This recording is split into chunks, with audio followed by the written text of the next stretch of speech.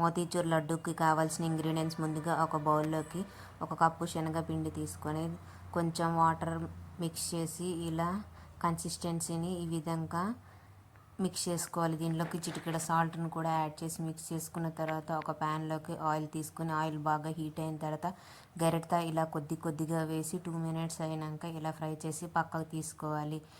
ఈ విధంగా ఫ్రై అయి ఉంటుంది. దీన్ని ఒక మిక్సీ జార్లోకి తీసుకొని ఇలా పైన పౌడర్లా చేసుకున్న తర్వాత ఒక బౌల్లోకి కొద్దిగా షుగర్ తీసుకొని దానిలోకి కొంచెం వాటర్ యాడ్ చేసి ఇలా 2 మినిట్స్ మిక్స్ చేసుకోవాలి. షుగర్ అంతా ఇలా మిక్స్ అయిన తర్వాత దీంట్లోకి నెయ్యిని వేసి మరలా ఒకసారి మిక్స్ చేసుకున్న తర్వాత ఆరెంజ్ కలర్ ఫుడ్ కలర్ వాటర్లో యాడ్ చేసి ఈ విధంగా పొంగేంత వరకుగా మిక్స్ చేసుకోవాలి. ఇలా మిక్స్ అయిన దాంట్లోకి మనం ముందుగా పౌడర్లా చేసి పెట్టుకున్న శనగపిండి మిశ్రమాన్ని కూడా వేసి ఒకసారి మిక్స్ చేసుకోవాలి. దీంట్లోకి కొద్దిగా యాలకుల పౌడర్ కూడా యాడ్ చేసుకొని నేతిలో బాగా ఫ్రై చేసుకున్న జీడిపప్పు కిస్మిస్ని కూడా వేసి 2 మినిట్స్ ఇలా మిక్స్ చేసుకోవాలి. ఇలా మిక్స్ చేసుకొని పక్కకు పెట్టుకోవాలి. ఇది కొద్దిగా చల్లగా అయిన తర్వాత ఇలా ఒక్కొక్కటిగా చిన్న మోతీచూర్ లడ్డూలాగా చుట్టుకోవాలి. అంతే, ఎంతో టేస్టీ మోతీచూర్ లడ్డు అనేది